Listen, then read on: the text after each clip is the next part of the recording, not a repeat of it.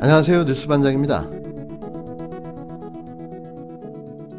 더불어민주당 이낙연 대표는 17일 여권 내에서 윤석열 검찰청장이 거취를 정리해야 한다는 목소리가 나오는 데 대해 윤 청장이 그 자리에 있는 한 공직자로서 합당한 처신을 해야 한다고 또 하나마나한 소리를 했습니다. 이 대표는 이날 관훈 토론회에서 정치적 중립 시비, 검찰 남용 논란 등을 불식시킬 생각이 없다면 본인이 선택해야 한다며 이같이 말했는데요. 역시 예상한 대로의 원론적인 답변인 거죠. 왜 이낙연 대표는 강력하게 대응하지 못하는 걸까요? 당장 뭘 어떻게 하라는 것도 아니고 정치적 발언으로 상대를 강력하게 비판하거나 경고를 해 사전에 불순한 의도와 목적이 있는 행동을 자제하게 할 수 있는데 말이죠. 이런 소극적 대응이 저들에게 선을 넘는 빌미를 제공하는 건 아닌지 하는 겁니다. 추미애 법무부 장관과 윤 청장 사이의 갈등에 대해서는 추 장관의 경우 비교적 스타일 쪽에서 아쉽다는 말을 듣는 것이라면서도 모든 걸 옳다고 보지는 않지만 검찰 내부가 수사 대상이 된 사례에 대해 지휘한 것은 불가피하다고 언급했습니다. 다만 논란이 된 추 장관의 비밀번호 공개법 검토 지시와 관련해서는 신중하게 해야 한다고 생각한다며 진술 거부권과 방어권 훼손이라는 문제 제기에 일리가 있다고 입장을 보였는데요. 당내 친문계의 여론을 지나치게 의식하는 게 아니냐는 질문에는 유의하겠지만 그렇지는 않는다며 야단도 많이 맞고 있다고 답했습니다. 예결위원장인 민주당 정성호 의원이 추 장관에게 정도껏 하라고 지적한 일로 강성 지지자들의 비난을 받는 것과 관련해서는 같은 당에서 지나친 상처를 주는 것은 자제하는 것이 좋다고 말했는데요.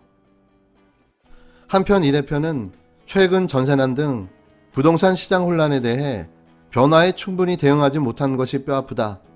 주거 문제로 고통을 겪는 국민 여러분께 송구스럽기 짝이 없다며 전월세 계약갱신이 늘어나면서 공급이 줄다 보니 수요자들이 어려움을 겪게 됐다고 설명했습니다. 중대재해기업처벌법 제정 여부와 관련해서는 제정에 찬성하고 법사위가 심의하면 받아들이겠다고 언급했는데요. 다만 산업안전법 등 상충 여부와 법체계 정합성을 따지는 것이 당연하다며 법안 내용은 상임위 심의에 맡겨야 한다고 말했습니다. 김해 신공항 백지화 논란과 관련해선 정치적 고려가 있다고 생각하지 않는다면서 가덕도 등 세 부지에 대해 압축적으로 검증하자는 요구가 있는 것으로 안다고 말했는데요. 개각에 대해서는 당의 입장이 있는 것이 자연스러운 일 중 하나라고 말했습니다. 이 대표는 미국 바이든 행정부 출범 이후 대미 대북 협상에 대해 북미 간 사상 첫 정상회담 결과물인 싱가포르 합의가 존중 유지 발전됐으면 한다고 말했는데요. 이어 비핵화 문제는 스몰 딜, 미들 딜의 방식으로 접근하는 게 어떨까라며 내년 1월 북한 8차 당회의와 신년사의 평화와 안정을 위한 북한의 결단이 포함되면 좋겠다고 말했습니다. 이낙연 대표의 대선 후보자로서의 사전 가늠자가 된 이번 관훈 토론은 그의 무난하고 안정적인 스타일대로 튀지도 강경하지도 않는 그의 정치적 입장만 확인됐는데요. 너무 평이하게 흘러가는 건 아닌가 조심스러운 우려를 해봅니다. 안정도 편안함도 좋지만 개혁은 그렇게 이루어지지 않는데요. 좀 더 강력한 카리스마와 혁신적 리더십이 아쉽습니다. 국힘당 유승민 전 의원과 오세훈 전 서울시장, 안철수 국민의당 대표를 향해 대권이 아닌 서울시장으로 체급을 낮추라는 목소리가 야권 내에서 잇따르고 있습니다. 그러니까 내부에서조차 너희들은 대선 후보감이 아니라는 이야기가 나오는 건데요. 이 말을 들은 이 셋은 무슨 생각을 하고 있을까요? 내년 4.7 서울시장 보궐선거에 나가 이겨 2022년 대선 승리에 도우미가 되라는 요구인데요. 그냥 도우미라는 겁니다. 저는 이 기사를 보고 빵 터졌는데요. 이들은 어쩌다가 이런 도우미 신세가 된 걸까요?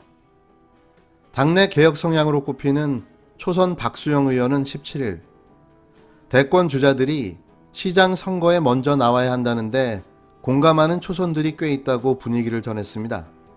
박 의원은 전날 페이스북에서 소위 우리 당 대권 주자로 거론되는 분들 중 그간 별다른 성과를 보이지 않던 분들은 서울시장 출마부터 하시길 바란다고 공개 요구하기도 했는데요.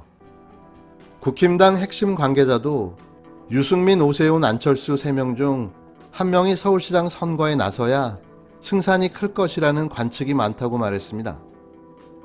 이들이 서울시장으로 체급을 낮춘다면 선거의 승산을 높이는 동시에 보궐선거 과정에서 지목되는 고질적 인물난을 해소하는 일석이조 효과를 노릴 수 있다는 건데요.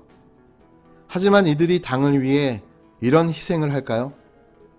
특히 안철수는 국힘당도 아닙니다.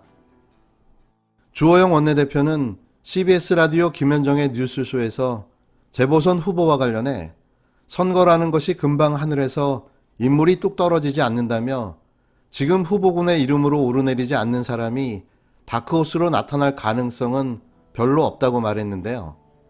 거론되는 잠룡들이 대권주자로 폭발력을 보여주고 있지 못하고 있다는 현실적인 평가도 이런 주장에 힘을 싣고 있는 겁니다. 이들이 전통적 지지 기반인 영남권에서 상대적으로 약세인 만큼 보수 내 지지층 확산을 위한 돌파구로서 재보선 출마를 검토하는 게 낫다는 지적도 나오는데요. 이를 반영하듯 각 후보 주변에서 서울시장 출마를 조심스럽게 권유하는 이들이 있다는 후문인 거죠. 당 일각에선 유 전 의원 측이 여의도 복귀를 앞두고 서울시장 선거와 관련한 검토를 진행했다는 소문이 돌기도 했지만 유 전 의원 측은 전혀 사실이 아니라고 전면 부인했는데요. 오 전 시장과 관련해서는 하태경 의원이 서울시장 후보 경선에 출마하지 않을 것이라면서도 여론조사에서 다른 후보들보다 압도적 우위가 있다는 결과가 나오면 이라며 결과를 예단하기 어렵다는 의견을 밝혔습니다. 국힘당 관계자는 서울시장 후보에서 우리가 무조건 이겨야 한다는 비장함이 있다며 선거가 임박할 때까지 이 3명 가운데 누구도 출마할 기미가 보이지 않는다면 당에서 전방위로 이들을 설득하려는 작업에 나설 가능성이 있다고 말했는데요. 한편 김종인 비상대책위원장은 대권 주자들이 서울시장 선거에 출마해야 한다고 보느냐는 취재진의 질문에 후보자 본인들이 판단할 사항이라고 선을 그었습니다. 저는 이 3명 중 서울시장 후보로 나가는 사람이 한 명도 없다는데 500원을 걸겠습니다. 이들은 자신이 중요하지 당이 어떻게 되든 관심이 없기 때문인데요. 살신 성인이라는 말은 이들이 집에 두고 다니는 말일 뿐인 거죠. 검찰의 월성 1호기 수사와 관련 최근 대전지검은 정부의 원전 정책을 겨냥한 수사가 아니라 정책 집행과 감사 과정에서 공무원 등 관계자의 형사법 위반 여부에 관한 것이라고 하는 입장을 내놓았습니다. 어불성설이자 심각한 자가당착입니다.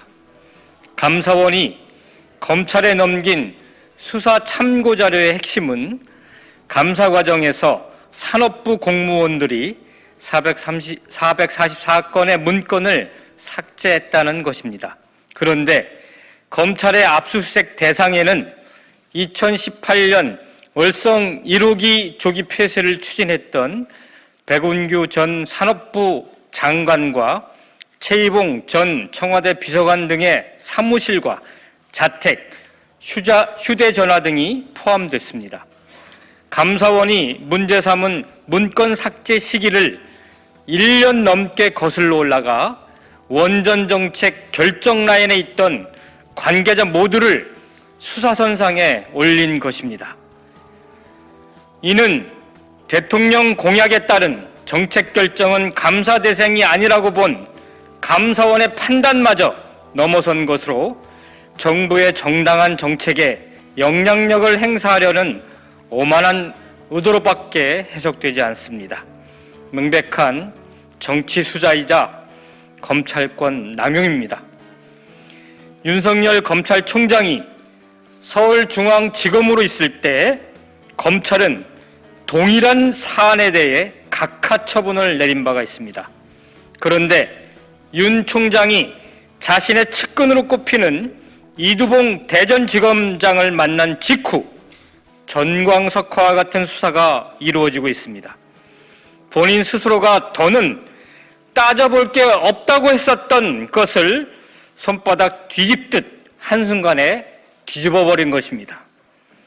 권력형 비리가 아닌데도 대대적인 압수수색을 단행하며 이제는 감사원이 문제 삼지 않았던 청와대 정책 라인까지 겨냥하고 있습니다. 윤 총장의 정치적 야망을 드러낸 편파 수사이자 과잉 수사임을 의심하지 않을 수 없습니다. 안전하고 깨끗한 에너지로의 전환은 기후위기에 대응하기 위해 더 이상 미룰 수 없는 시대적 과제이자 국민의 명령입니다. 검찰은 국민의 시대적 요구를 거스르는 위험하고도 무모한 폭주를 당장 멈추기 바랍니다.